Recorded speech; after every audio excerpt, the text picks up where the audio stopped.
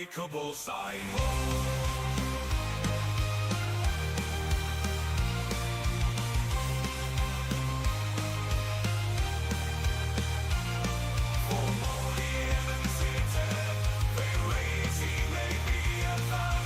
Infantry, sir. Good for you. Mobile infantry made me the man I am today.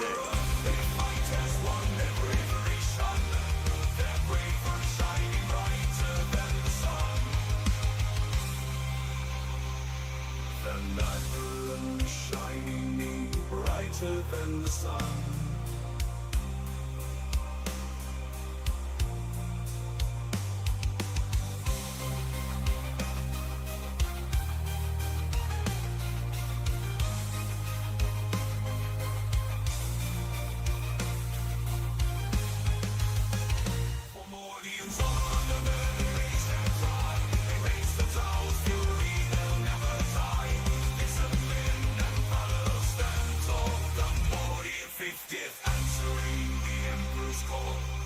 So let that story be told through the ages to come of the Mordian 50th rifles and of the wars that they have won.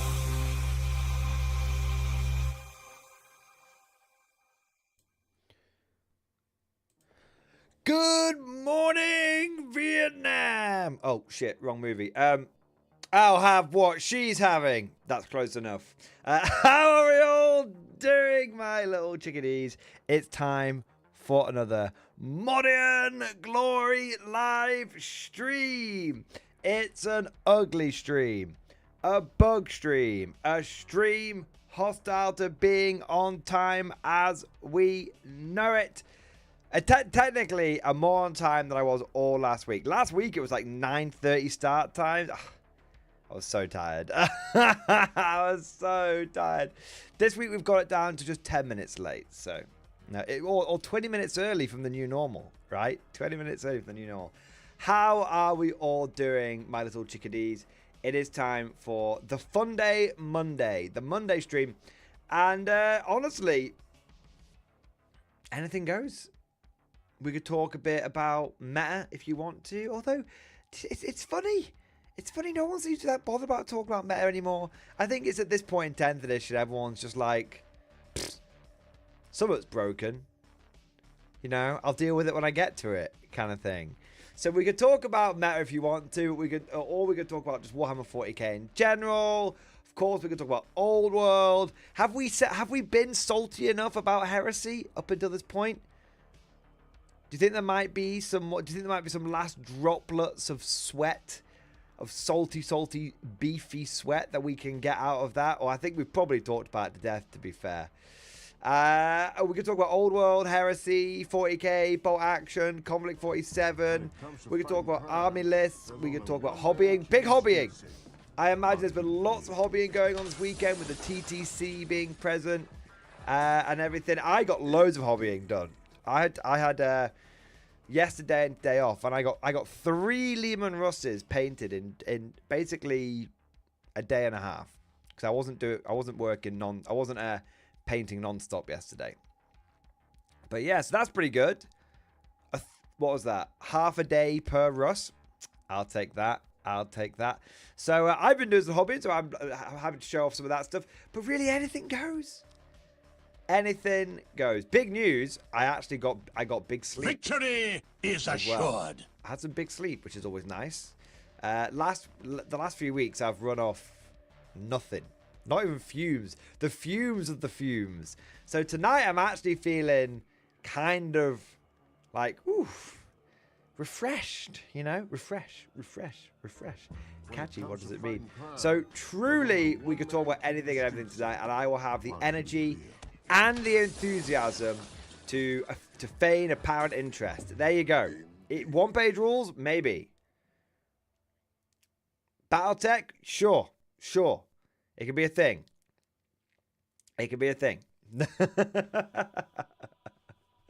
Oh my days. You might even get me to talk about 40k if you're not careful. All right. Oh, 40k, Imperial Guard 40k on this channel. It's never been done. It's never been done. But memeing aside, joking aside, truly, guys, we could talk about anything and everything tonight. Anything and everything.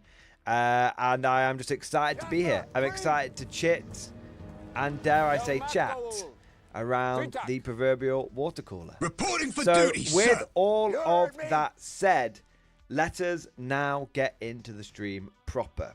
And of course, we must observe and obey our traditions. Traditions are very important on the Mordian Glory channel. Traditions are what separate us from the renegades, the heretics, the traitors. And of course, what makes us the Emperor's true finest, his Imperial Guard, Twitch gang, YouTube gang, Kick gang, stand up and be counted. It's time for roll call, baby! Let's see those 07s down in chat. Let's see who is ready to rock out with their bayonet out. I'm going to put the fan on 1 second. I'm in that awkward position where I'm not warm enough that I really need the fan, but not cool enough where I don't need the fan. I'm in limbo. I mean, this is truly what limbo feels like in the afterlife. Anyway, back to roll call. I know I just said let's do roll call, and then I started going on about fans. Irish Relief, Ozroth, Jawat, Cobra 9431, Blinky, X, Lord Castellan, Sleepy Godzilla, Airborne, The Whispering Monk, Wanga Whimsies, Blonde Demon, Mantel Marauders, Squawk. We've got Michael Harvey, Ibram Gorn, Margaret Talabaland, Rev It Up and Dump It. We've got Eagle Eye, Trooper number 2102. We've got Canaro. We've got Ice Planet Zebra. Impotent, Chain of Command, Bowtree, Chicken Detonator, Russell W, I believe is the name. I mean, I know it's the name, but I just feel like I've missed. Hang on. Nobody panic. No panic. But I have lost my place. Russell W, Eagle Eye, Ibram Gaunt, Liam Collins, Mad Larkin, Lord Castellan, Bad Rabbit. Say my name, baby. Say my name. We've got Nope, which I was going to say No Penelope, but that would have been completely wrong. It's Nope. Pesh, Joe's, Calurba, That Rat Bastard, C.R. Smith, Samuel Phoenix. We've got Keeper of the Imperial Salt, Tom Riddle, Avada Kedavra. We've also got Gazagits, Ride Master. We've got FPS Liverpool. We've got Sabian Wilson, Baron Kaza, Giles, Castellan Demon, Canaro, Nesting It Up, and Bad Rabbit again. There we go. But that's not the only gang that we have.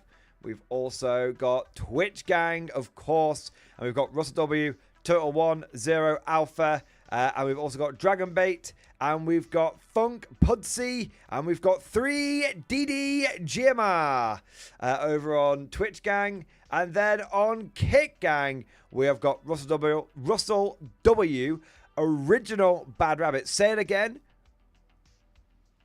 Bad Rabbit. Or should I say, Pappy. We've got Mountain Ivy, we've got Squawk. There we go. There we are.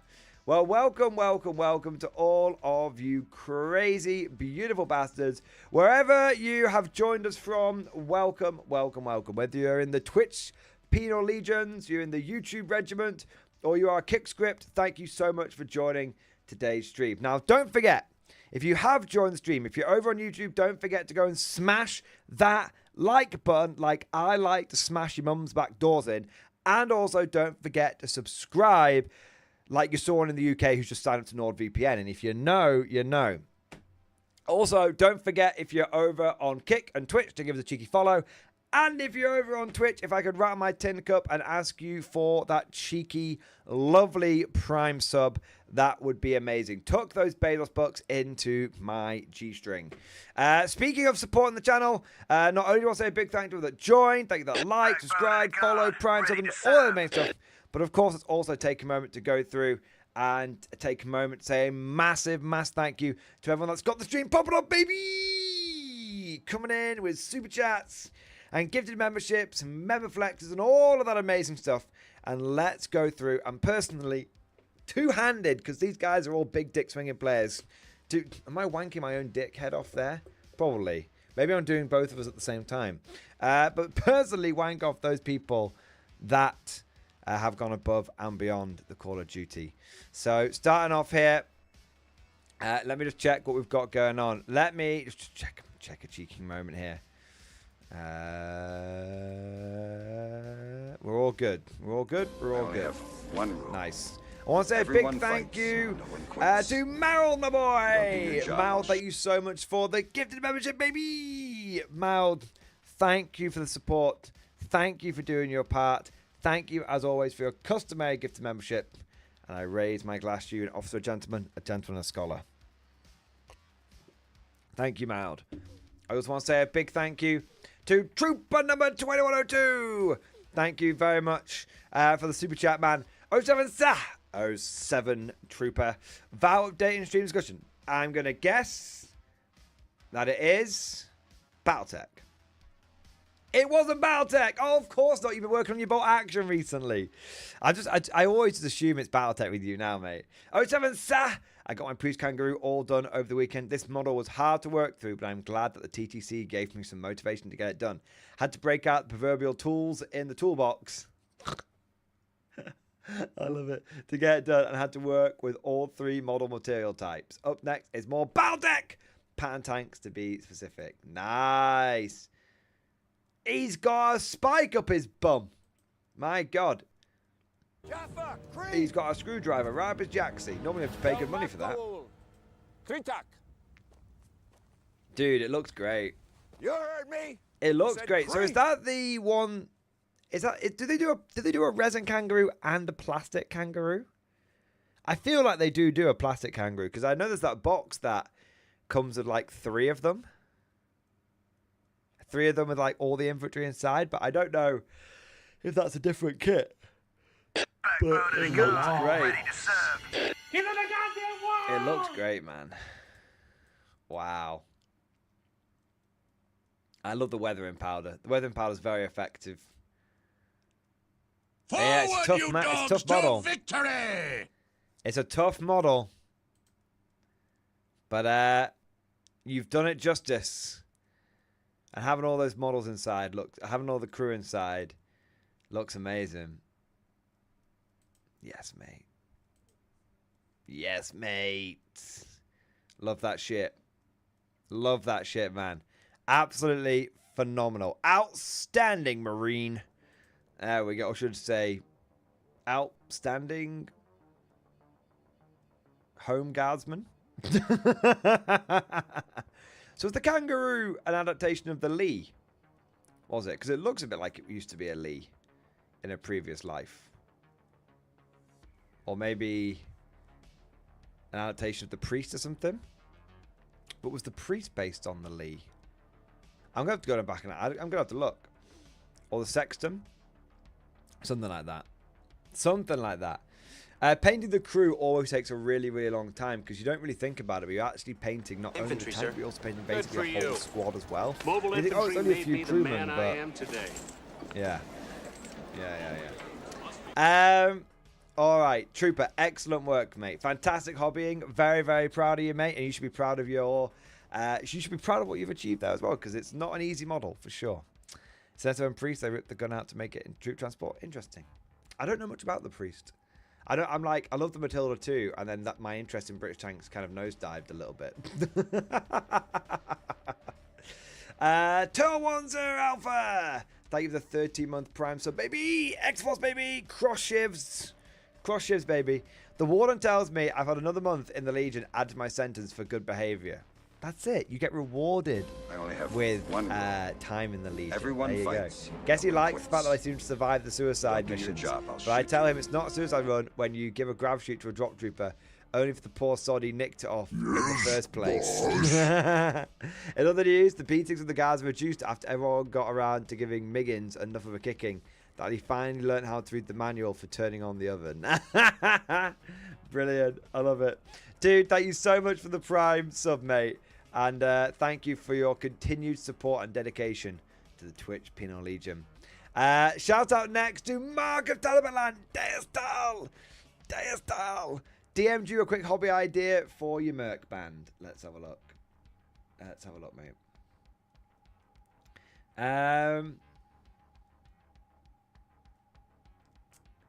Vossenberg banner. Oh, that's interesting. That's interesting. I quite like it. Let's have a look. That's quite interesting. The bees! The bees! I like both, but I think I like the first one better. Yeah, man. A swarm of bees. Busy. Because we're good mercenaries. We're always keeping busy. Busy like bees. We work like bees and we sting like bees as well. There you are. Dude, I like it. That's cool as fuck, man. That's cool. Not Deus Tal, Deus Vossenberg. Shout out to 3DD GMR for the follow on Twitch. Thank you, mate. I also want to check something here. Nobody panic. Nobody panic. I want to say a big thank you to Narrow. Narrow, thank you for the tip, mate. Hey, Mordian, currently painting up my 10-man Heresy missile squad. Don't know why, they just need doing. But have you checked out the latest thing you get on Temu? I linked it to you in DMs. Oh my god, what is the next thing on Temu? Are we all gonna get fucking Temu pilled over here?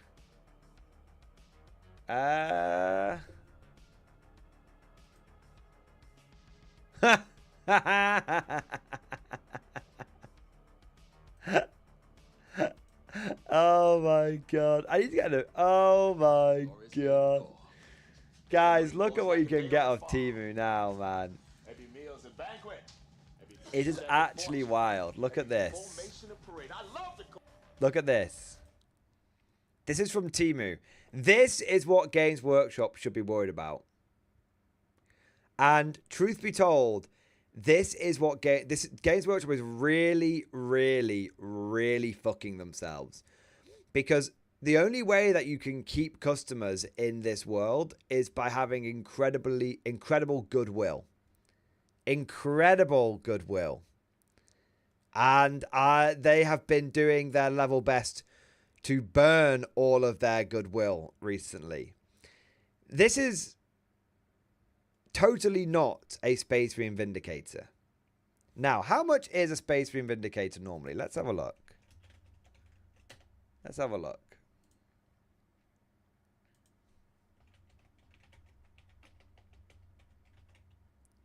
£45.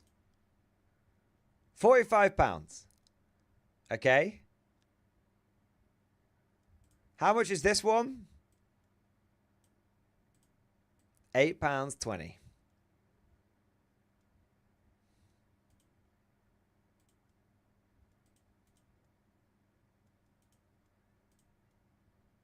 Whirlwind.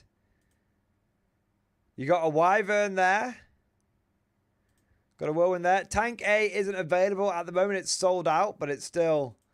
You still get it, when it comes back in stock.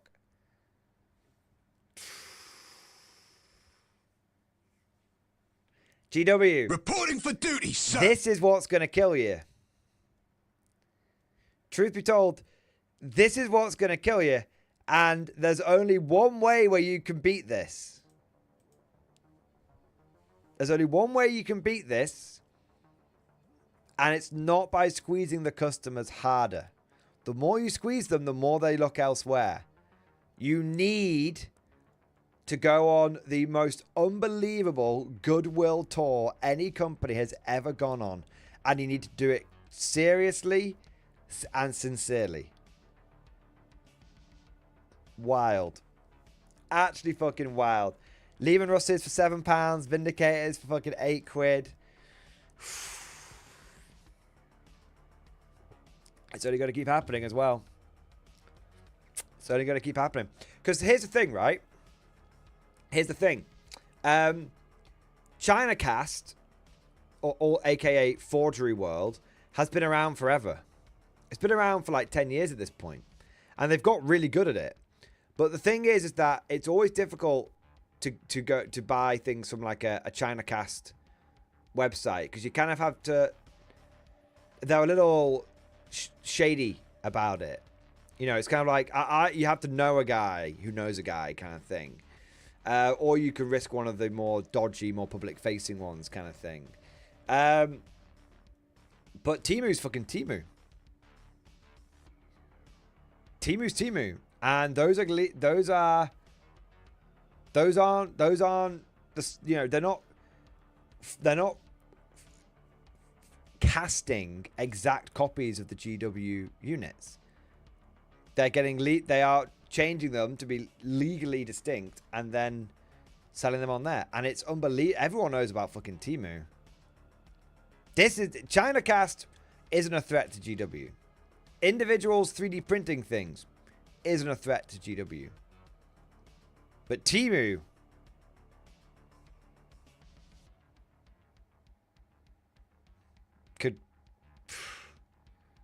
can and probably will kill them if they're not careful. Bigger threat than anything else out there. And I don't want that for Games Workshop. I don't want that. I don't want GW to go under. I don't want Warhammer 40k to go away. Or Horus Heresy to be a bag of shit or anything like that. When Games Workshop's at their best, they produce things like the old world and they nail it 110%. That's what I want from GW, and that's what GW needs from themselves. That's what GW needs to do. They need to fucking deliver now. They need to fucking deliver. Because if they don't, they're gonna get fucked. Yeah. Yeah.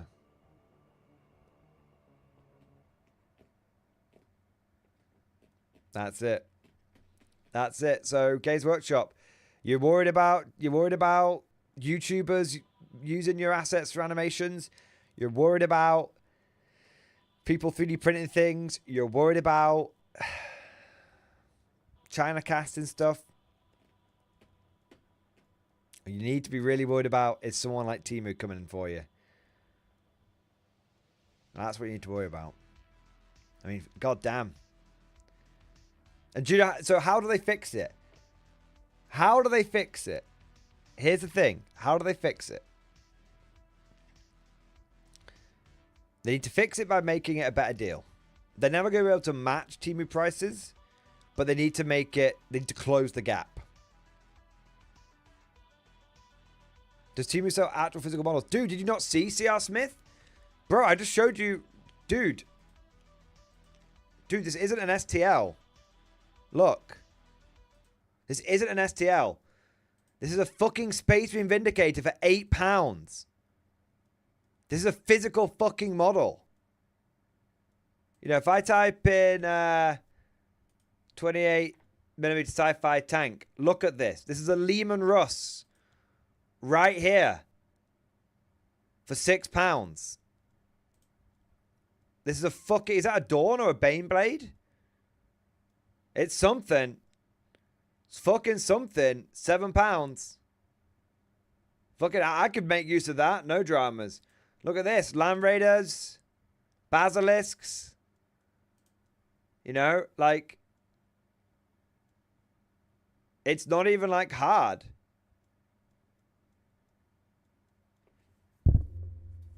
We're only looking at, like, a fraction of this stuff.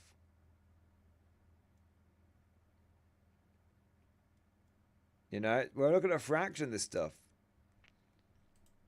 Fucking resin ruin sets. A full fucking set for a tenner. Yeah.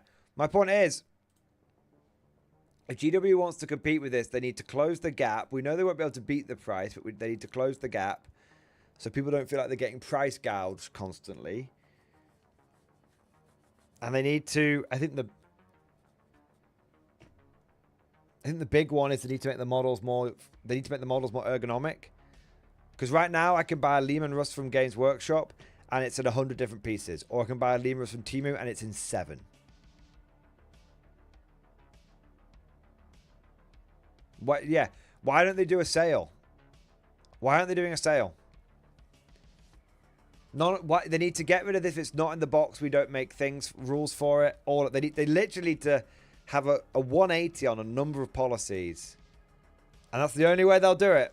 But if my instinct is correct, I think it's like V for Vendetta.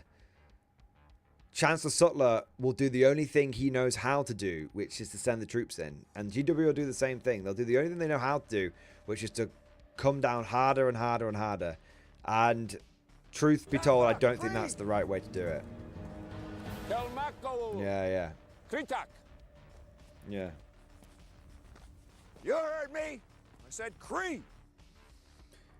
C.R. Smith, well, I don't know how great your instinct is because Horse House 3.0 is amazing. I mean, I will take your word for that. I haven't played it yet. I do intend on playing it, but it seems... If I was to give you a very quick summary of my thoughts on 3.0, it is an example of how not to do a launch. Because there's so much more wrong with 3.0 than simply... the rules. Now, personally, I think the rules are a problem. I think the missions are a problem. I think the scoring is a problem. There's a lot that I just know. Just looking at it, I know it's going to be a problem. But hell, you know, I'll still give it a go. The Libras are a problem. You know, the Libra rules are a problem. The flavor is a problem. But the big thing is just, if you want to take all of that away, because all of that we can agree to disagree. All of that we can agree to disagree. You'll think some rules are good. I'll think some rules are bad. Whatever. But the thing is that the main thing, the GW's biggest fuck up with 3.0 is the misleading of the customers, saying it was going to be the same game just tightened up when it's clearly not. Saying that, you know, that models will still be able to be used when clearly they can't. Do you know what I mean? That yes, even with some of the PDF stuff that they've done, there's many examples of GW saying one thing and another thing happening. And I think the big thing I would say is just look at this. If the only information you had to go on had been what had come from Games Workshop, do you think people would have been in for a surprise when they actually got to 3.0 itself? Do you think there's a reason why they didn't? Do you think there's a reason why they didn't mention quite a lot of stuff on Warhammer Community? That's the biggie. You can say, oh, this, that, and the other. The big question is, do you think if there'd been no leaks, that people would have opened their books to a pleasant do you think they would have? Do you think there's always going to be a surprise when you open a new book because you don't know everything?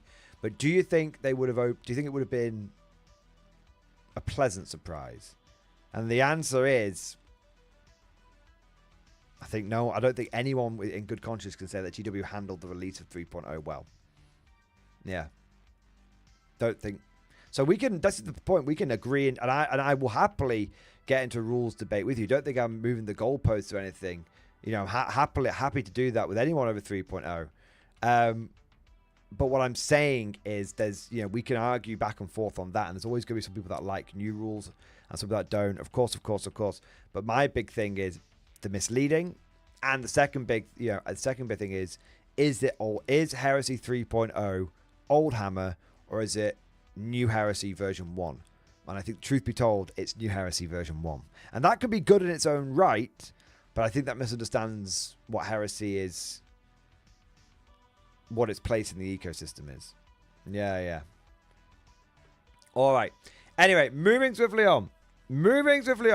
I want to say a big thank you. Let me have a look here, boys. I want to say a big thank you to Ridemaster. Ridemaster, not only do I want to say a massive thank you to you for the 33-month member flex.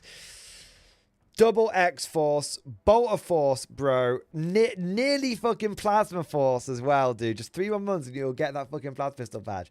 Not only do I want to say a huge thank you for your long-term dedicated support, but I also want to profusely wank you off because you have done not 1, not 2, but 20 gifted membership, baby! 2 lots of 10, baby! Yeah, buddy! Yeah, buddy! We are going in with the first wave! Means more bugs for us to kill. You smash the entire area! You go ahead, 1, 2 legs, you get me! We get you, sir! we get you. Right, Master, thank you very, very much for the double doozy gifted memberships.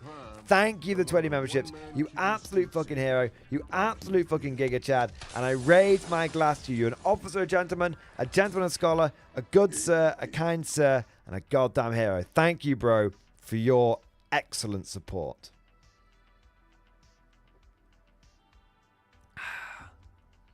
There we go. Holy shit, boys. Big old 20s, boys. Big old 20s. Recruitment Monday, apparently. All right. I want to say a big thank you to the Warforge. Warforge, thank you for super chat, man. Made a meme in stream discussion. Well, let's take a fucking look then. Let's have a little gander. Let's have a look here. Okay. I think I need my headphones on for this.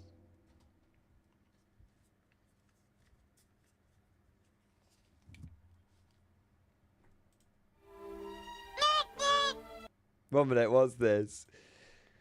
The list gives me a visceral reaction. I don't think I've seen a worse composition from anyone. The fact he's also planning on playing it like Imperial Guard with a very obviously squishy army is genuinely baffling.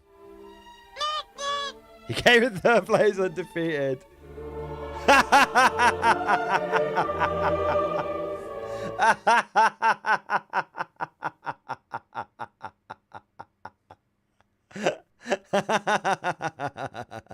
Fair play.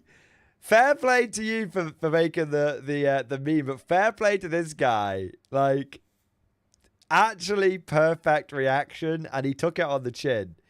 Do you know what I mean? He took it on the chin. Brilliant. Brilliant. What voice? That was brilliant, man. Oh, man. Nope.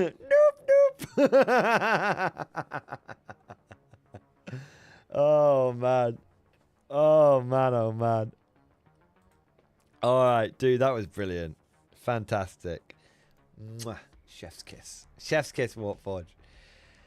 I want to say a big thank you to Tactical Wizard. Tactical Wizard, thank you for the 9-month member flex, baby. Thank you for your support. Thank you for doing your part. I heard you've been invited to my next LGS next bolt accident. I have. Is that the outpost? I have. I need to look into it. I'll look into it now. I got an email. And I told the guys that I'm definitely interested.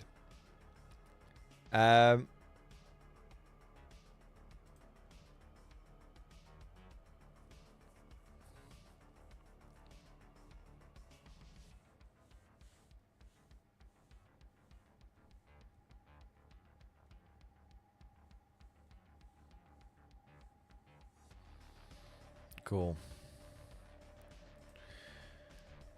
Gentlemen, I've had an email. A different email. But it is sort of bolt action adjacent. It's Conflict 47 related. Warlord Games have got back to me.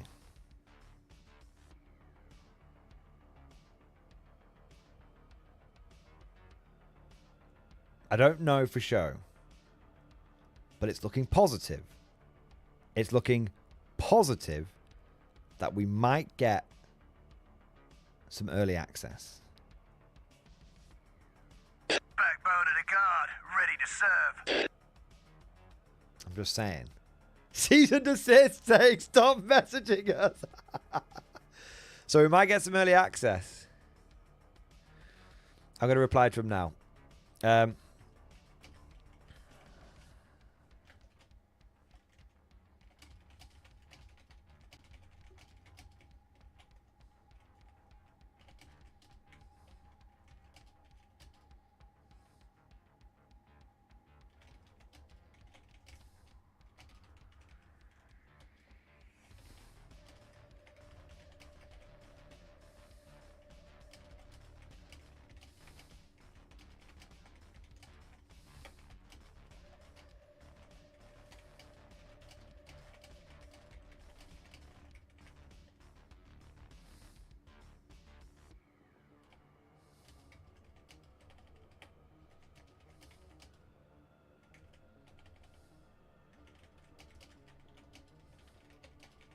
Forward, you dogs, to victory!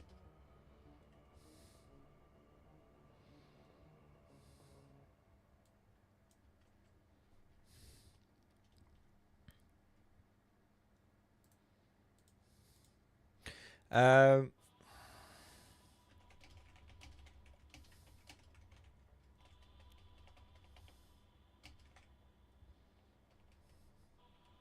just replying to Warlord, I would be.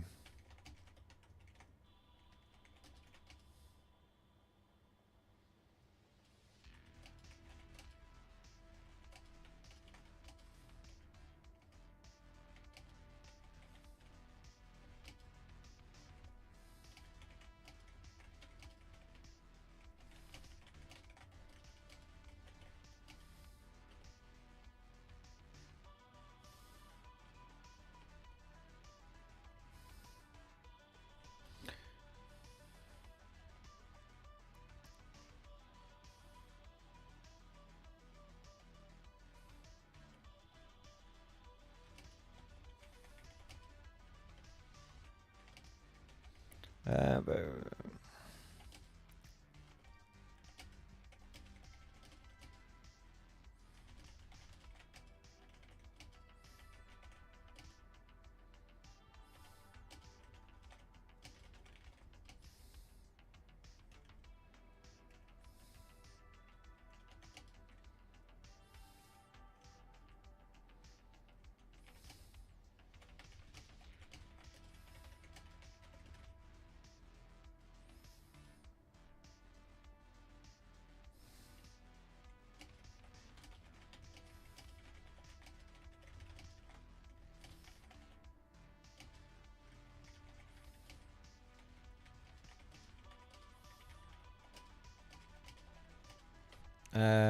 nah, it's all. Yeah. Um.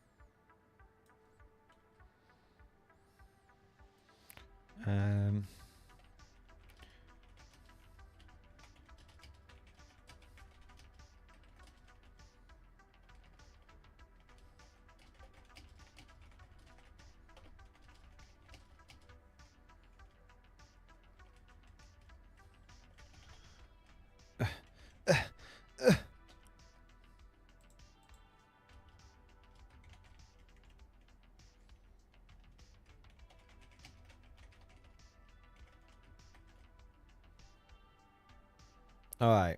Don't worry about that.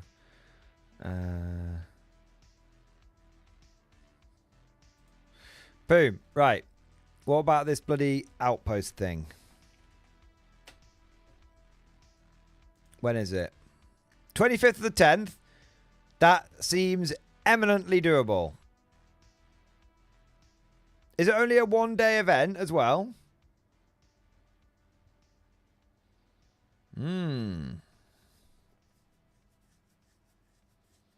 If it's only a one-day event, I think I'm going to fucking be there. Nice. Oh. Sounds perfect. One day, 12 points, 18 or dice. Perfect. Sounds perfect. Yeah, I'll definitely be there. Definitely. Yeah, for sure. For sure. I don't know what I'm going to bring, but I'll be there. There you go. I won't bring anything powerful. I'll just bring something fun. I might bring a veteran King Tiger just because it's a meme, and I am a meme. Not my list. I personally am a meme. All right. What have we got next? Chicken Detonator. Thank you for the 100 bits, mate. Oh, 100 bits. Thank you for your support over on Twitch. TTC progress in stream discussion. Let's take a look, mate. Yes. Yes. Look at that. We got pikemen. We got hoplites. We got skirmishers. We got commanders. We got electronic ball breakers. We actually do have sharp sticks. And probably and knives. This is cool as fuck, mate. This is actually cool as fuck. You could use those perfectly in both Old World and in Hail Caesar.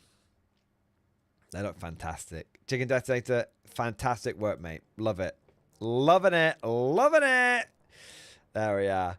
I want to say next a big thank you to Ridemaster. Ridemaster, thank you for the big super chat, baby. He's done member flexes, gift memberships, and now he's doing super chats. Checking in from the front, TTC test paint job in Discord PM for you and the stream. Let's take a cheeky gander, shall we? Shall we have a little gander? Oh yeah, I saw this guy come in before. I was very, very, very impressed. Yes, now that is a Space Wolf right there. That is a Space Wolf done right. Look at that. Very, very, very cool. Very cool. I do like how he's got the chainsaw in one hand. And it's like an old school chainsaw as well. And then he's just drawing his blade at the same time. Nice. I love how, yeah, it feels very, it just feels very Space Wolfy, you know? There you are.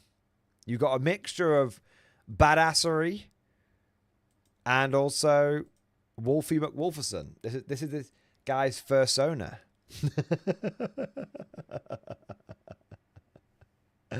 There we go. Love it, mate. Love it. Genuinely good paint job, though. And I love the classic color scheme that you've gone for as well. That's really good. Really, really good. We've got Savaloy. Savaloy, thank you so much for the gifted membership. 07, you magnificent bastard. Thank you for doing your part to keep us fresh stocked with new conscripts. Shout out to Streamer56 for the follow over on Kick as well. Thank you, mate. Although you did join, you did follow, and it turned out you were a sex bot. So fuck you, Streamer56. There you go. Shout out to Spriggs for taking care of the sex bot. There we are. FPS Liverpool, thank you so much for the super chat. My man, thank you, bro. Been working on my first BEF Matilda 2 for bot action. Infantry discussion plus the rest of the army so far. Dude, yes. Yes. It's happening. It's happening. We are getting FPS Liverpool into bolt action. Yeah, baby. He's got the Matilda 2 tank troop. And he's got British Expeditionary Force. And he's got some Great War infantry as well, which will be perfect for BEF troops as well. Fantastic all round. Dude, so cool. So fucking cool, man. Nice.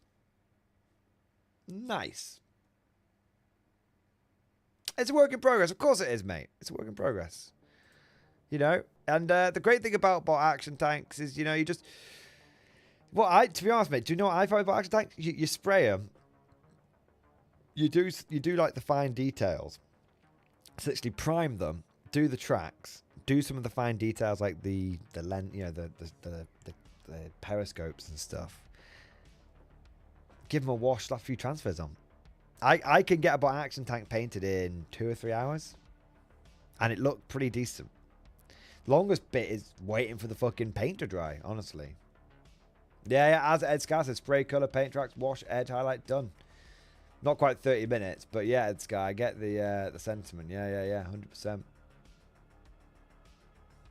Yeah. Nice. Real nice. I don't spray after the base coat. Call me old-fashioned. I mean, you prime. You prime and then you do brushwork. Yeah. That's what I meant. Yeah. But often you can use the prime. If you get the right color, the prime can also be the base coat. So you don't have to prime and paint. You just prime and it's like, oh, well, that's done 90% of the work for me. For example,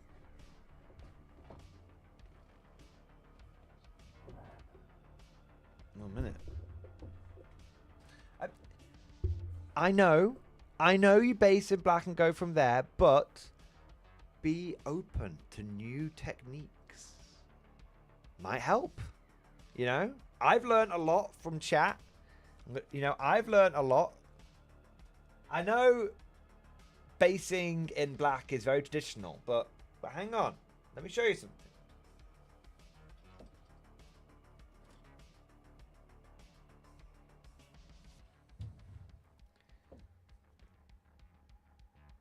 This tank that you see right here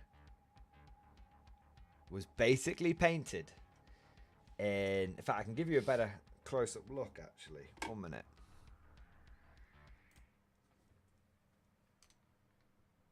So this tank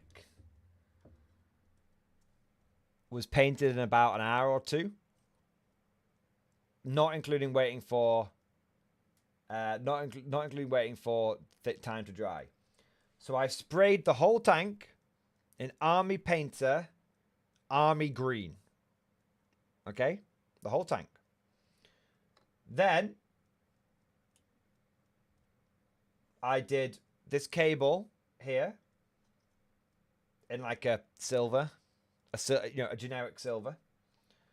Did the tools on the side here. The gun, periscope, light, gun. Okay, so literally like 1 minute, 1 minute, 1 minute, 1 minute, 1 minute, 1 minute, 1 minute, 1 minute, 1 minute, 1 minute, 1 minute, 1 minute. Do you know what I mean? It's like 30 minutes of actual painting on this thing. I then went over the whole tank in Agrax Earthshade, let it dry, put on a transfer on the front, put on the transfers, got out my Russian, painted the tracks black, got out my big pot of Russian mud,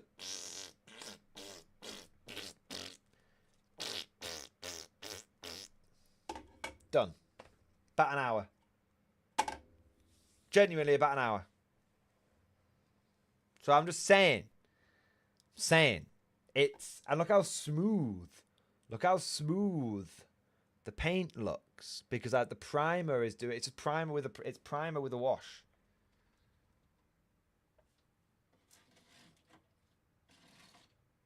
No, of course, you do you. You do you, buddy. You do you. I'm not going to tell you what to do, but it would be remiss of me not to share some of the techniques.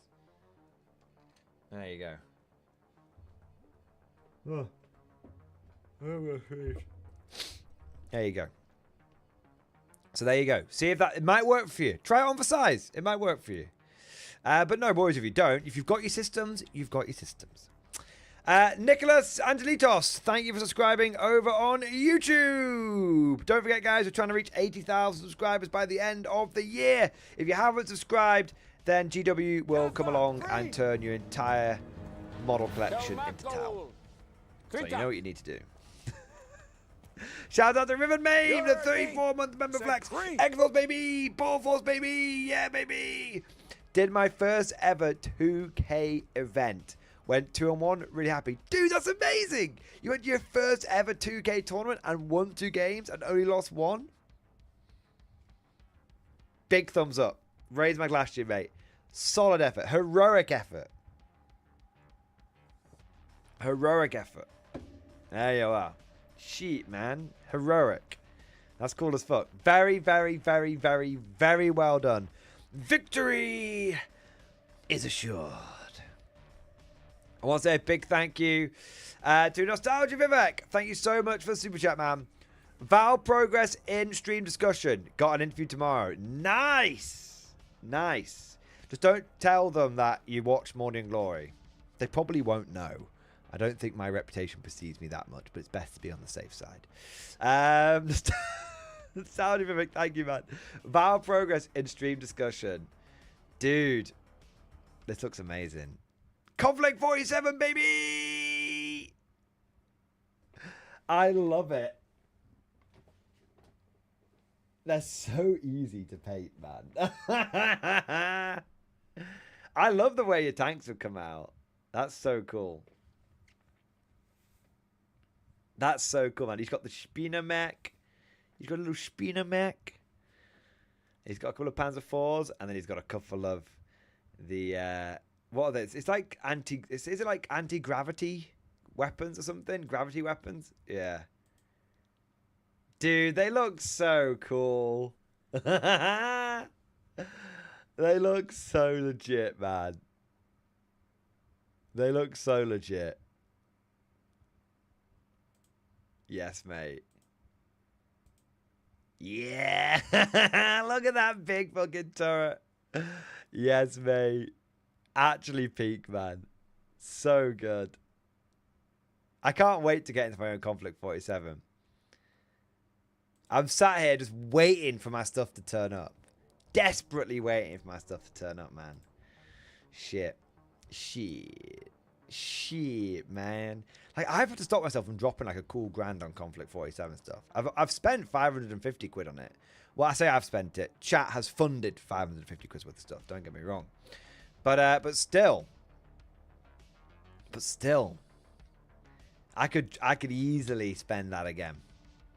Just on fleshing out my other armies, you know. And that's before I've even seen any of the other new release stuff. What do you think was more... I tell you what. What do you think has been more successful? The Conflict 47 pre-order or the Horus Heresy pre-order? I mean, pure numbers, maybe Horus Heresy, just because Games Workshop's so much bigger, but relatively, like, a success relative to each company's size. You know, that's the, you know, taking relativity into account. I think, because you got to think it's not about pure numbers that are sold. It's about, you know, like, you know, how much profit is going to have been made. And I wonder how much. Maybe GW, you know, it could easily be Horus Heresy. Could easily, but I don't think. I think you could easily. I think there's going to be a few metrics that would allow you to say Conflict 47. Yeah.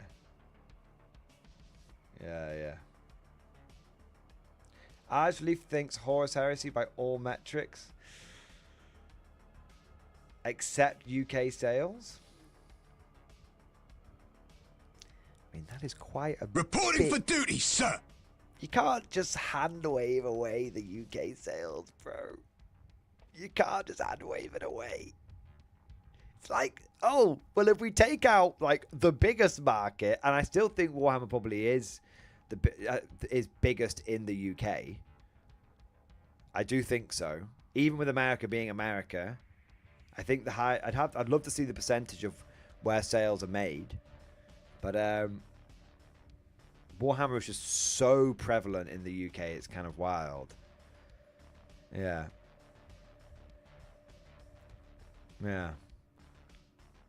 Even if we said like second biggest market. Because America just is America. Do you know what I mean? Like, it's, you know, sells and they buy everything. Do you know what I mean? So America's just America. But even then, I think just being like, well, if we just discount the UK sales, it's like, don't think you can really do that.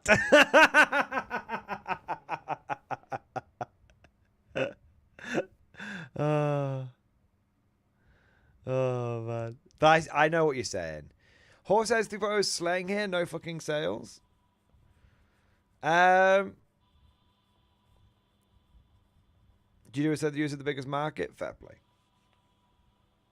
Fair play. America's just America at the end of the day. It's just so it's oh my god, it's so big. Do you know what I mean? So yeah, I can see that. But I think discounting, I think it's not I don't think Heresy has done well outside of America. I know it's not done well in the UK, and I know it's not done well in Australia, and I've had a lot of reports of it not doing well in Europe either. I think it's just the US. You know Horsehair is failing if Oz discounters actually cut prices. I think most people in Australia buy their fucking Warhammer from China at this point. Because it's basically next door. Yeah.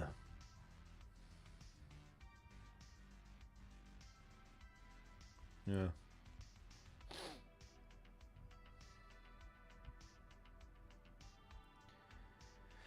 My circles in the US do nothing but talk shit about Heresy, but no, it had Heresy players, but they've jumped ship, it seems.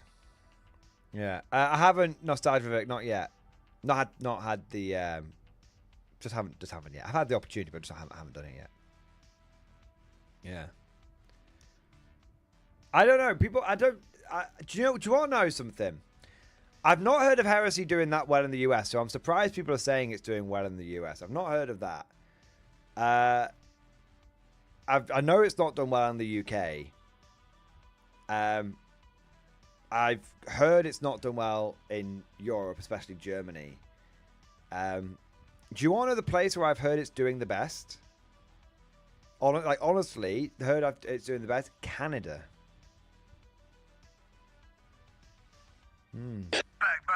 That's probably just because Half and Stream bought up every box in the country just out of excitement.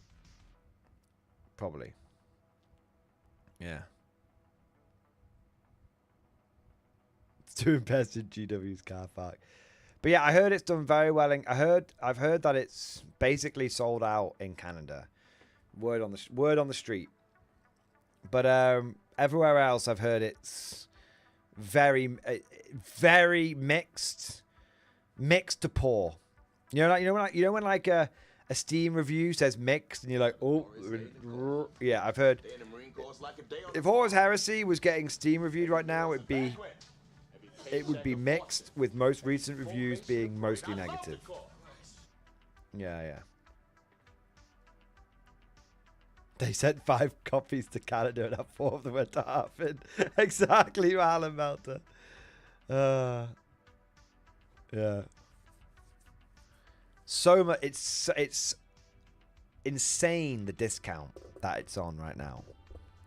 Like we were looking at this in the Discord over the weekend, and it looks like you can now buy the Mark II Marines for like £15, which is basically with free postage. So it's like £1.50 per. That was for 10.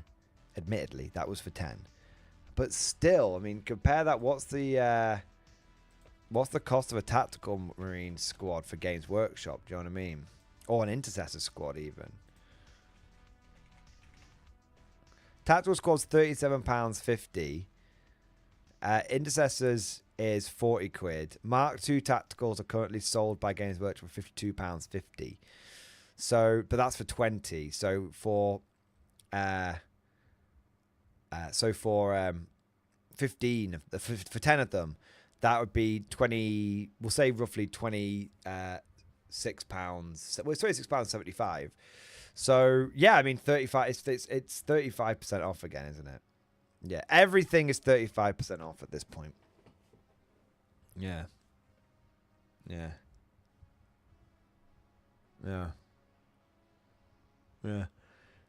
So yeah, it's crazy how cheap it is. I want to see. Dark Sphere apparently took it off their website. I wonder if it's back.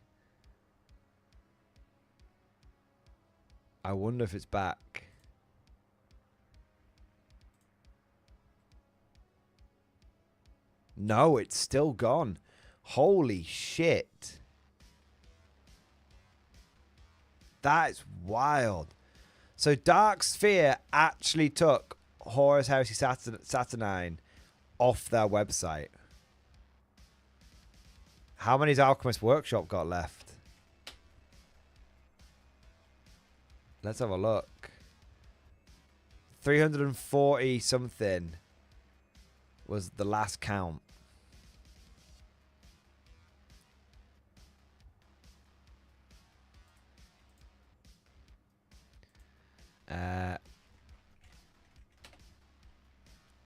Let's have a look here.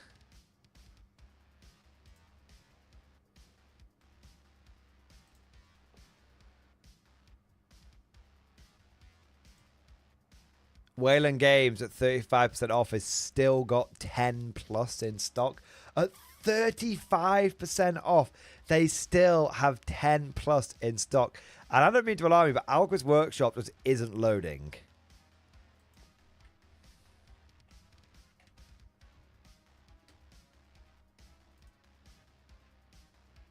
Have they like fucking... What?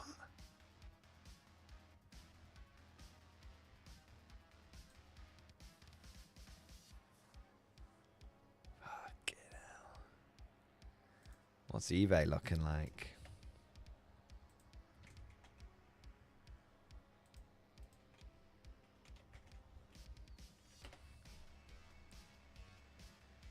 Yeah. Ooh. Age of Darkness Rulebook. 3rd edition, £25. That seems like a good discount.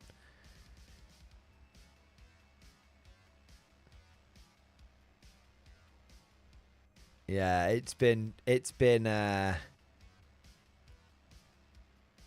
has been heavily broken up and stripped down. Fucking hell.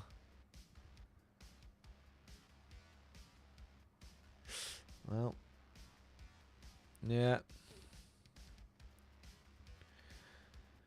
Alchemist Workshop genuinely isn't loading on my PC. I wonder if I'm gonna check how they see if I can get it on mobile. And then we need to keep going on the super chat stuff. I do apologize. I'm a little far behind, but I want the tea. Okay.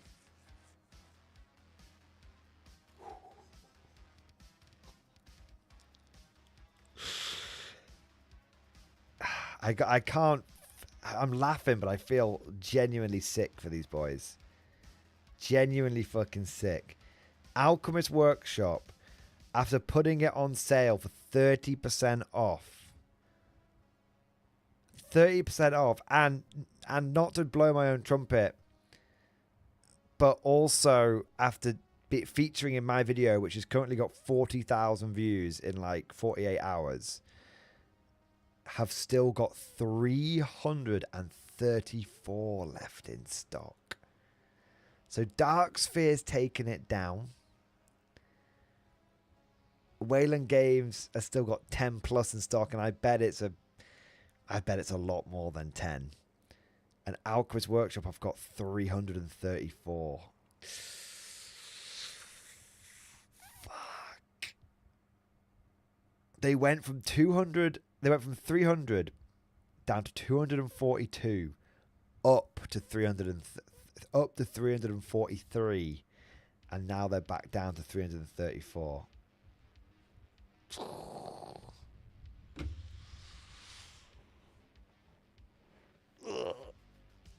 I feel sick. Fucking hell. I feel fucking sick, man. Apparently they, I wonder, people were saying they were buying them at 50% retail from GW. That's still roughly 33,000 quid right there in satin stock. Jesus Louise. Well, Ramos, Alchemist Twitter says they have plenty left. I bet it fucking does. Jesus Christ.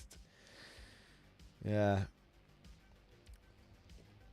Jesus Christ. All right. Let's see what we got here. let's see what we got. The lower decks. Thank you for the super chat, man. Changing tack in stream discussion. Let's have a look. Sir, we need to change tack. I fear my cover as a mother hen to strippers whilst working the bar is blown.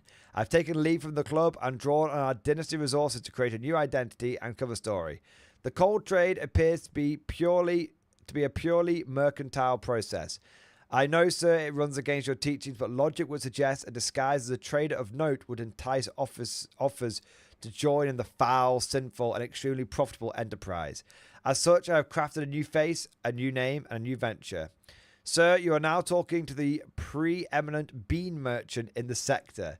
I give to you Master Kenneth von Beanbag, humble bean merchant, responsible for roughaging your diet and hot wind in your face.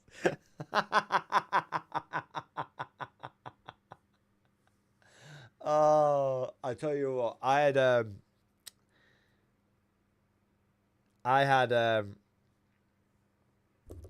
fried breakfast when I was down in London, and I had some very, very tasty baked beans. And I was fucking crop dusting the entire of London for the next like 24 hours. It was bad. It was very, very bad. But I found it very amusing.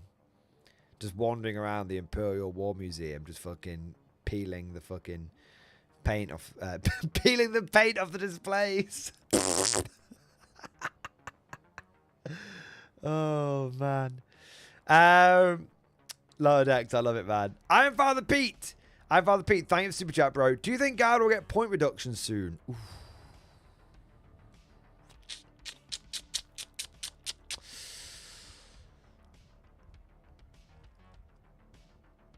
I don't know.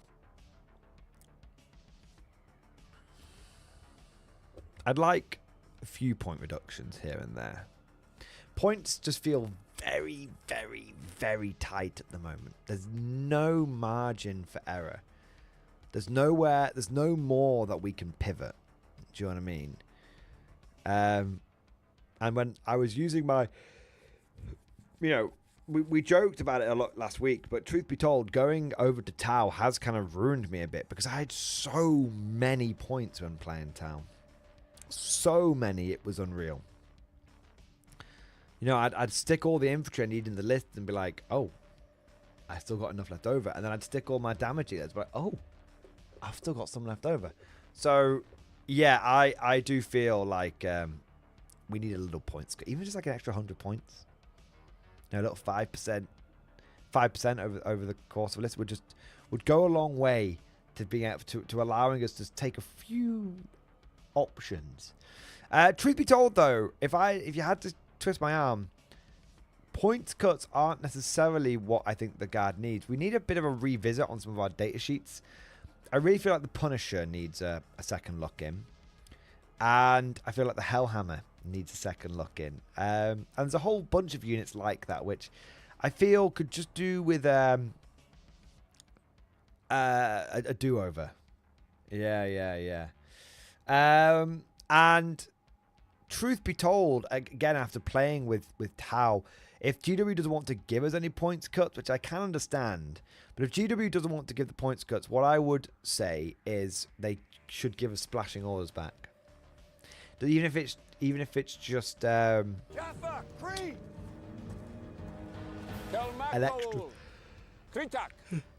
an extra unit. Even if it's just regiment orders. You heard me. Even if it's just regimental orders get to splash. That would be great. Yeah. Even if it's like the Master, add it to the Master Vox.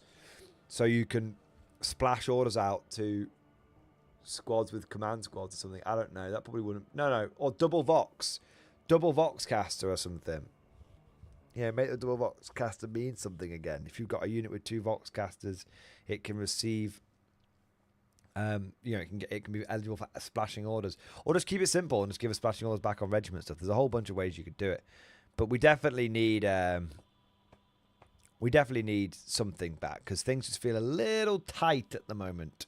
Toit like a toiger. They just feel a little tight at the moment. Yeah, just gonna sort my camera out here. It's a little blurry. Sharpen up there. Nice. So yeah, I'll take points cuts, but I actually like a few rules tweaks, to be fair. Maxirian, thank you very much for the super chat, man. Baneblade Dawn. The Dawn Blade. The Dawn Blade is done. 07 picture stream discussion. 07, man. This thing looks amazing. This thing looks actually amazing. Final glamour shots, last decal, and scrolls done.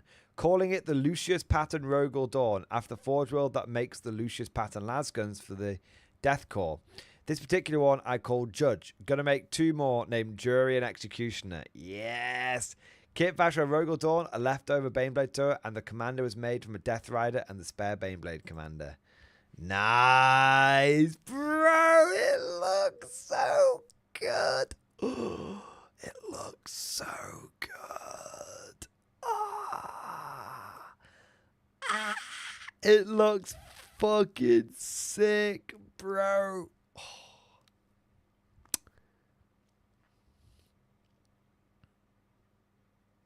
Nice. Nice. Yeah, man. Ash to ash. I love that. Dude, the mud. The mud. The accoutrement. Everything. The turret. Everything. The stubber.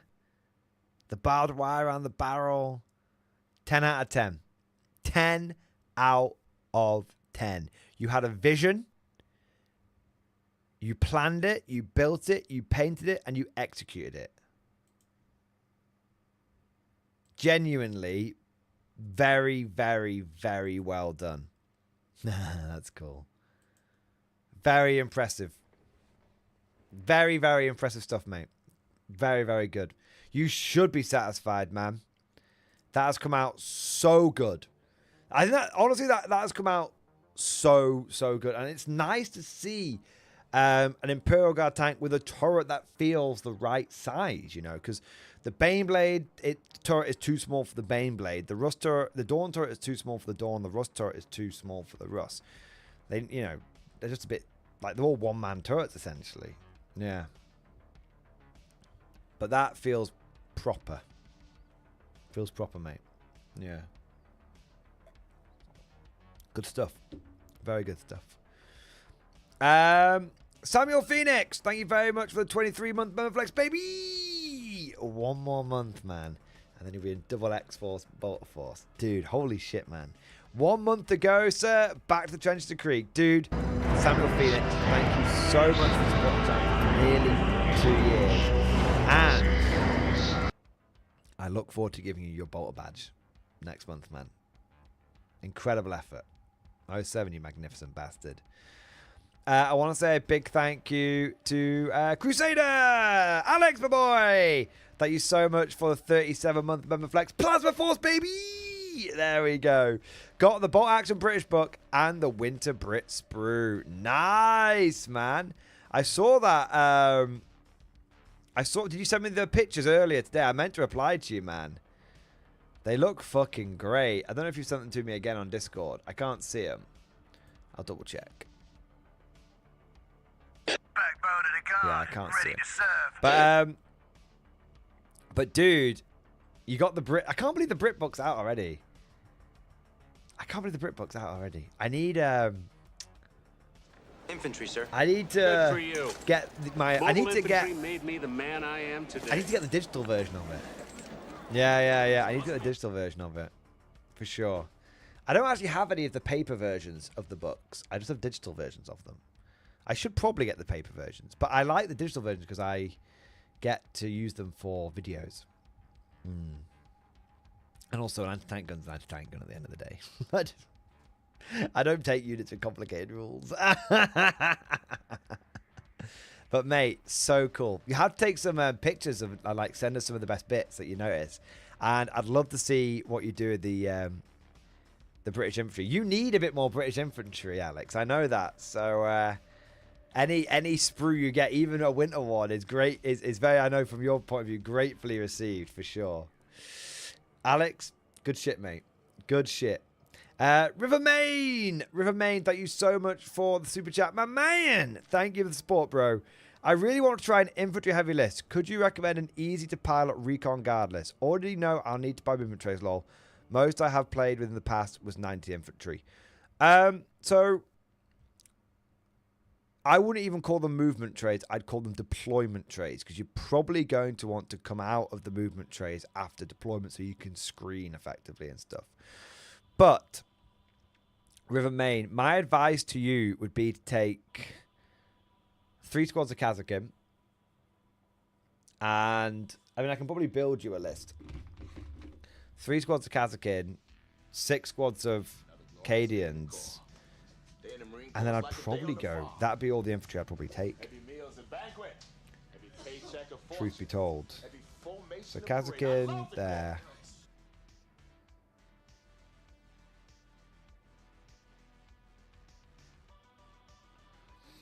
So there's 6 orders there, but you've got 9 orders that be there. So you've still got room for 3 more. Yeah.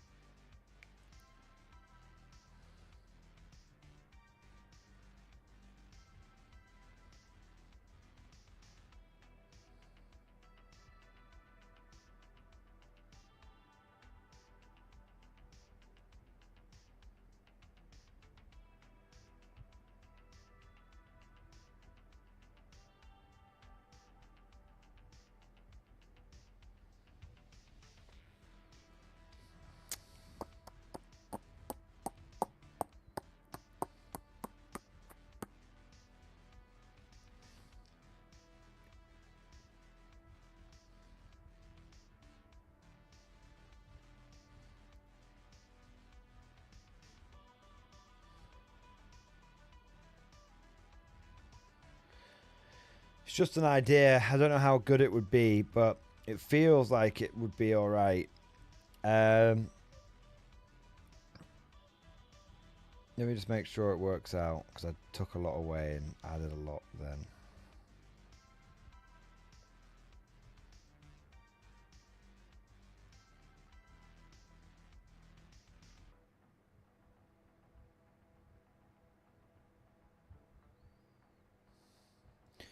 Check orders out here. So 6 orders there, 9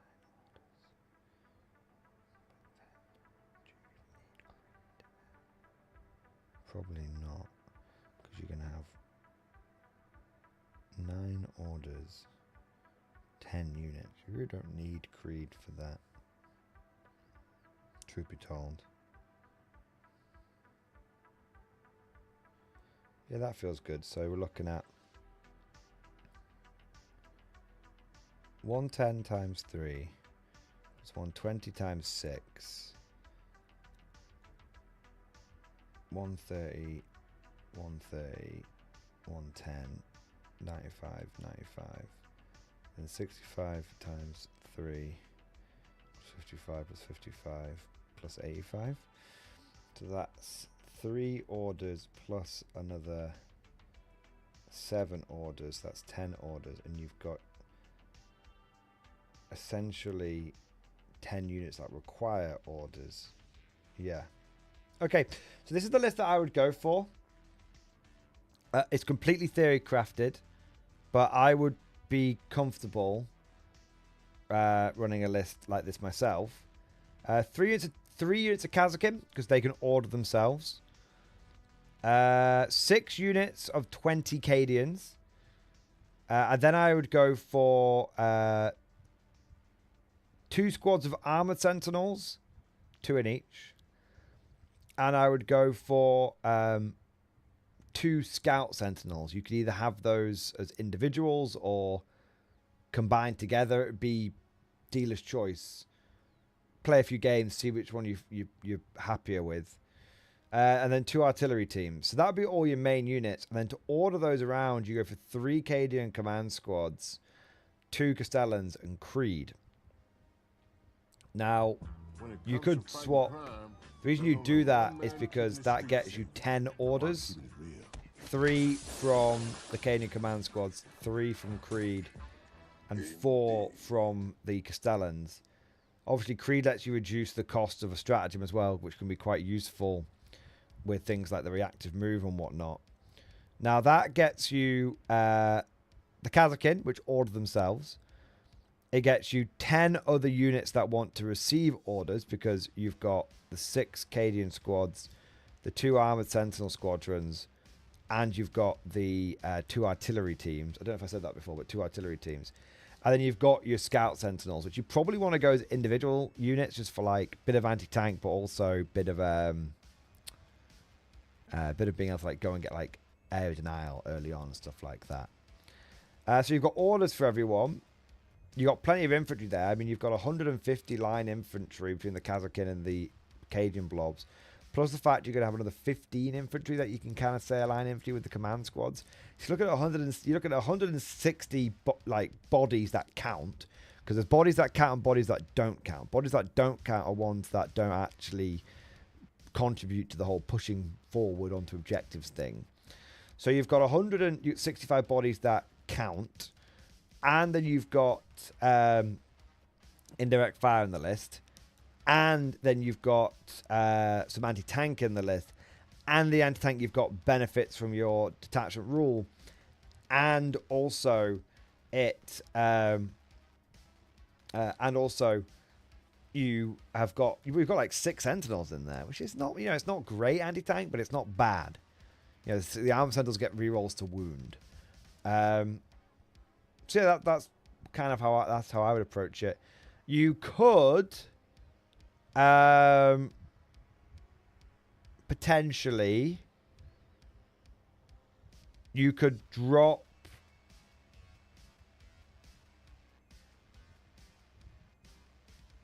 I'm trying to think. You could potentially look at taking a cavalry unit or 2 in there, swapping one of the blobs out for a cavalry. You could swap 1 full blob out for 2 5-man Rough Rider squads or Death Rider squads. That wouldn't be a bad call. And you could consider going for mortars over artillery teams as well. So that, but yeah, there's a couple of areas you can tweak it, but that's your foundation, and then you can tweak it around that. There you go. Remain hope that helps, mate. Thank you. Skull Smasher, thank you for the gifted membership, baby. Thank you for the gifted membership, sir. Thank you for your support. Thank you for doing your part. Let's have a look here. Uno momento, por favor. Done that. I'm just making sure I've fallen behind, but I'm just making sure I've not missed anyone in my rush to try and catch up, No, that's all good. It's all good. River Main, done you. Skull Smasher, done you. Okay, let's keep going. We're all right. We're all right. So, Valhalla Melter, Woody, my boy. Valhalla Melter, thank you so much for the super chat, man. Hey, Tim, sent you a DM about TTC. Let's take a look, bud. Let's take a look. There's a few minis here that have a small amount of grey on them. I plan on repriming everything, but want to get my submissions in so I can begin painting things. For TTC, do we need to prime everything again for submission, or am I good to start? Paint that is there is all chipped to fuck, so it needs to get primed, but I want to get started on some of it before I prime it all. So you don't need, so I can see, yeah, if you're planning on repriming it, yes. So you don't need to reprime it before you get you don't need to reprime it all before you can get started on the Val. What I would do is take a picture of that, make your Val, make sure there's a note in your Val saying, I know there are some models with some paint on them. Those are going to get reprimed, and I will put a picture of the reprime models in discussion when I do it. So that way everyone can see, look, that they need repriming, and you've made a pledge as part of your vow to show off the models once they've been reprimed. Do that and you're good to go, mate. Yeah, do that. So basically, you can make your vow as is. Just make sure that when you do prime these ones, you put a picture in your TTC discussion. There you are. There you are. Crack on. Crack on, my good man. There we are. Philip, thank you for subscribing. Thank you for subscribing on YouTube, mate. Appreciate it. But how about lots of metal like that? Yeah, man. I saw a lot of those metal weapon teams. I was like, ooh. Ooh. Okay. I was like, nice. Old metals, man. Always better. Always better. Mark Coyle, thank you for becoming a channel member. Thank you for your support. Thank you for doing your part. And welcome to his Imperial Guard, the Emperor's true finest. Tristan Wood, thank you for the Giga Chat. Yes, it is the Giga Chat. Horus Heresy 3.0 has been doing pretty good at my LGS, but mostly because one person there is holding it all together there with all of their might. Tristan Wood, that's awesome. That is awesome. It's really like look. I will say it until I am blue in the face. I don't want, because people have been saying on like comments stuff in my videos. They've been like, oh, you just want Heresy to fail. Nothing could be further from the truth. I want Heresy to do well. And I have said again and again and again, if you like the look of 3.0, that is great. If your gaming group tries it out and they love it, that is great. And if I hear loads and loads and loads of reports about 3.0 being fantastic and everybody enjoying it, then, you know, and I'm going to give it a go myself, then that's fantastic. You know, I have not closed the door. I have not thrown my toys out the pram. I have not said that 3.0 is something I will never ever touch. If you like 3.0, great. If you think that 3.0 is fantastic, great. If your game group is playing it, great. But me personally, I have not been impressed by what I have seen from 3.0. I have not seen this as an improvement, as a step in the right direction.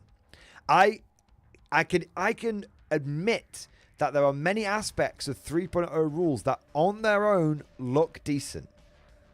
You know, but I'm just saying that for me, Horus Heresy was Old Hammer. I wanted to play Old Hammer via Heresy, and that is something I was really looking forward to, and that isn't something that Heresy 3.0 seems to deliver. It seems very much like a reinvented, reimagined, remastered game with a modern damage system, with new with reducing restrictions around things like moving and shooting, with dumbing down things like the vehicle damage chart so vehicles can't get popped in one shot. A lot of people say, oh, but it's great they can't be popped in one shot. But one of the things I was looking forward to on my Heresy holiday was getting back into that feeling. So it's one of those where I can agree wholeheartedly that Heresy 3.0 on its own could be a good game. I could accept that and I could believe you if you told me that. But that doesn't mean it's delivering what I wanted from the game, which was old school, Old Hammer vibes. Also, I will say it again, I don't think that Heresy 3.0 is an improvement. I think it's a good game in its own right, but I don't necessarily think it's an improvement over what has come before. It's different. It could be art, you know, it's different. It's very, very different. But that's not what I wanted. And I'm sure I will play Heresy 3.0. I'm sure even in the face of 4 turns, I will enjoy Heresy 3.0. But it's not what I wanted. And so as it's not what I wanted, it is only a natural human reaction to be like, to hesitate. To hesitate. And that's all I'm doing. I'm just hesitating. I'm hesitating and I'm sticking with 2.0 until I see enough evidence that 3.0 is the better game that I should be playing. It's that simple. And those of you that have watched the channel for any period of time, will know that I am not someone who just digs my heels in, moves the goalposts, or anything like that. I have admitted that I have been wrong on this channel many times. And I will always admit when I am wrong, because otherwise how can we talk honestly? How can we talk honestly if you can't admit when you've made mistakes? So sometimes I showboat when I'm right, but I always say when I'm wrong. And right now my gut is telling me that Heresy 3.0 is good in its own right, but it's not the product that I wanted. And that's okay. That's all right. And as it's not my main game, as my main game is 40k and Old World and Bolt Action, Reporting for duty, with sir. Heresy being a secondary game, I am very fortunate. I am very much in the how to put this. I am in the enviable position in comparison to some other content creators, who do Heresy full time, that I can take a pause and go 2.0. And there are Heresy content creators out there. I'll just shout a few out if you're interested in them. You've got SM Battle Reports. You've got Barefoot Miniatures. You've got what are they called? You've got the Honest Heresy by Rob, the guy that does the Square Base podcast. And then I'm going to find them because I watched one of their videos recently. I thought it was very good. And the name is just escaping me for the time being. I will find them. Heresy Hammer. That's it. And then there's Heresy Hammer.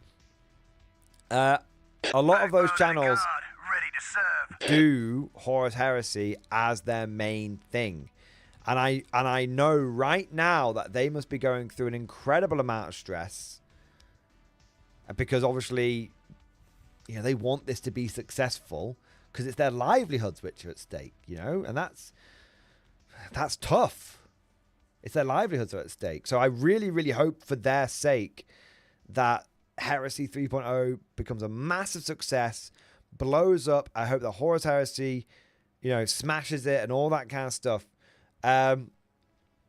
Because I know that right now, especially if you're someone that does that full time, that this is the worst case scenario. And I really genuinely have a lot of sympathy for them.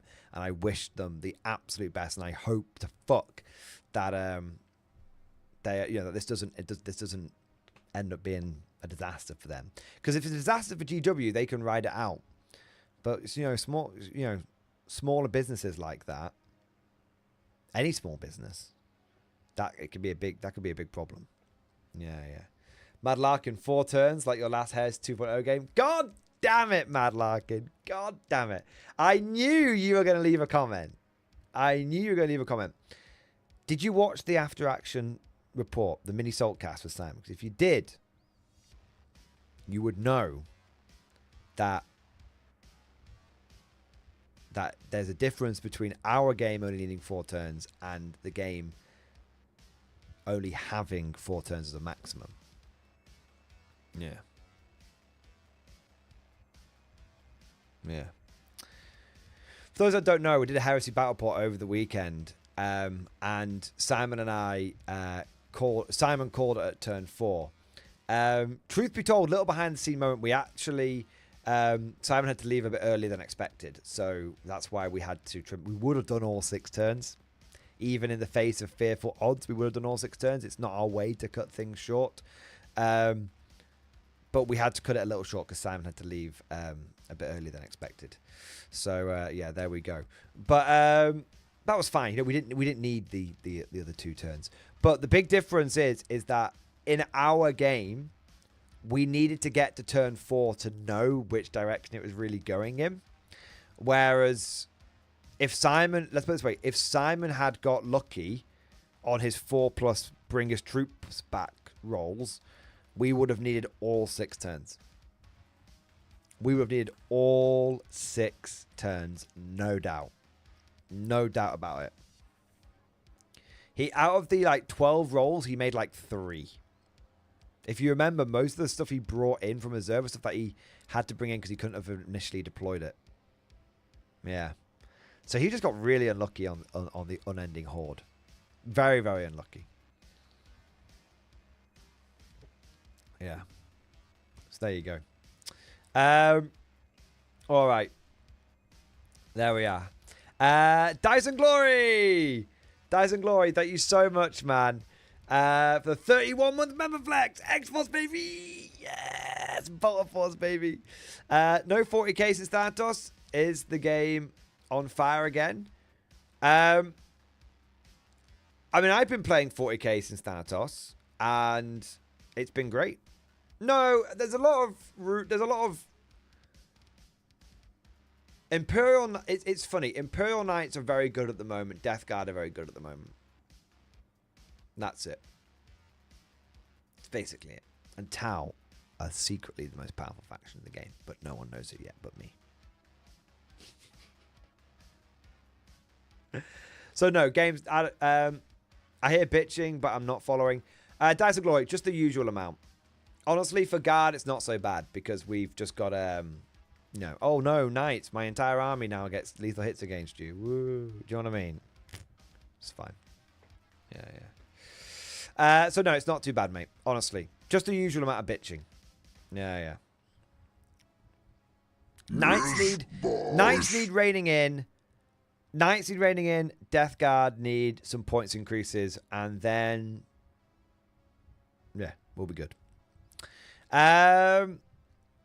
Starnostras, thank you for the super chat, my man.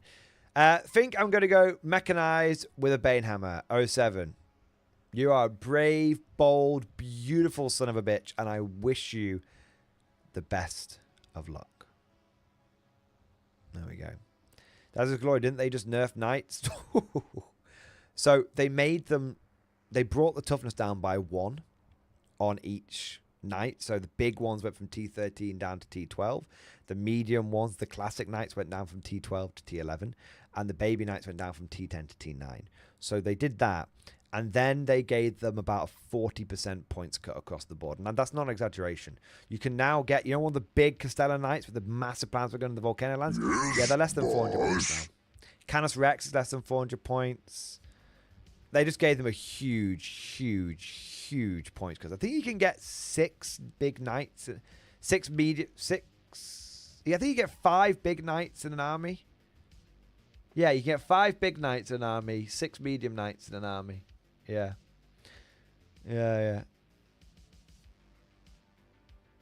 Mad Larkin, so Mordian, you finally agree Death Guard are overtuned? Like I was saying before they released, you said World Eaters were better.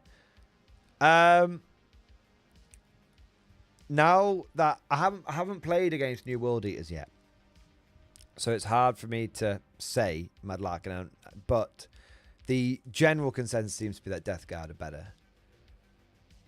That's the general consensus. I always thought I have to admit when I did not have all of the information in front of me.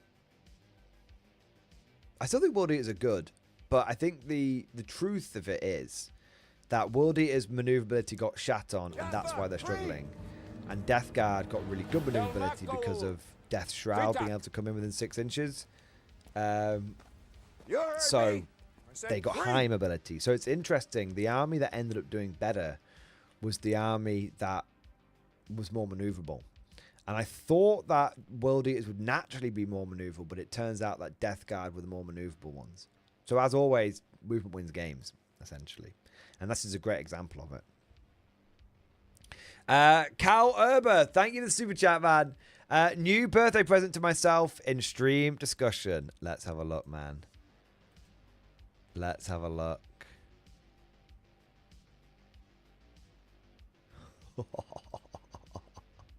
I did a thing. Did I do the thing right?